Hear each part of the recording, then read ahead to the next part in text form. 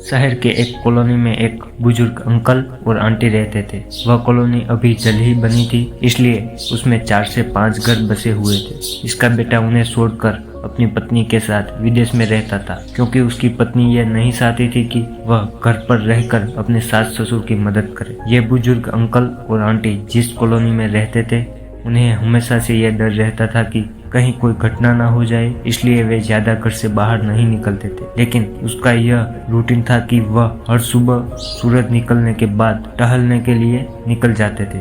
एक दिन दोनों रोज की तरह सुबह को टहलने निकले थे। उन्होंने देखा कि एक लड़का तेजी से साइकिल चलाता हुआ जा रहा है और उस साइकिल के पीछे एक फावड़ा बंधा हुआ था, लेकिन उन्होंने ज्यादा ध्यान नहीं दिया और चले गए। दूसरे दिन उसी तरह फिर से वह लड़का दिखा और उसी तरह तेजी से साइकिल चलाता जा रहा था। उसी तरह तीसरे और चौथे दिन भी वह लड़का दिखा। 5वें दिन आंटी जी ने अंकल जी से पूछा कि यह लड़का हर सुबह इसी समय तेजी से साइकिल चलाते हुए जाता है। मुझे लगता है कि कुछ गड़बड़ है, कहीं यह लड़का कोई गलत काम करने तो नहीं जा रहा है ना? लेकिन अंकल जी ने मना कर दिया कि जा रहा होगा कहीं, इसमें क्या। परंतु आंटी जी बोली, हमको देखना चाहिए कि हमारे कॉलोनी में कोई गड़बड़ तो नहीं। अंकल जी बोले, ठीक है, अगले दिन हम इस लड़के का पीछा करेंगे और देखेंगे कि ये जा कहाँ रहा है। अगले दिन सुबह को फिर से वो लड़का तेजी से साइकिल चलाता निकला। उनके पीछे अंकल और आंटी जी भी गई। उन्होंने देखा कि थोड़ी दूर जाने के बाद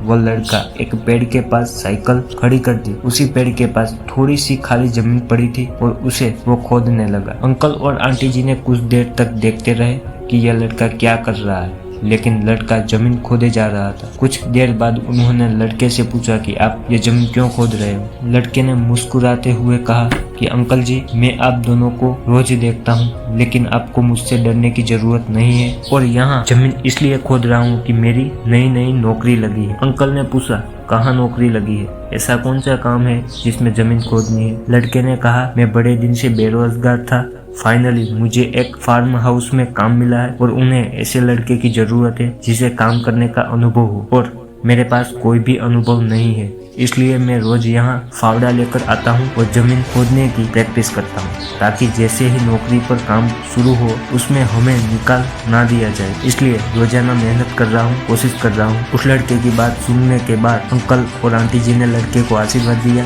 और बोला, बहुत ही बढ़िया है, प्रयासी जिंदगी में सब कुछ है। यह छोटी सी कहानी जिंदगी में बहुत बड़ी बात सिखाती है। तो अगर हमें सक्सेस होना है तो सक्सेस के लिए सबसे जरूरी चीज है कि हमें लगातार मेहनत, कोशिश और प्रयास करनी होगी, तभी हम जीवन में सफल हों। थैंक यू, और चैनल को सब्सक्राइब करके बेल आइकन को प्रेस करें। अगले वीडियो में मुलाकात होगी, तब तक के लिए जय हिंद, जय भारत।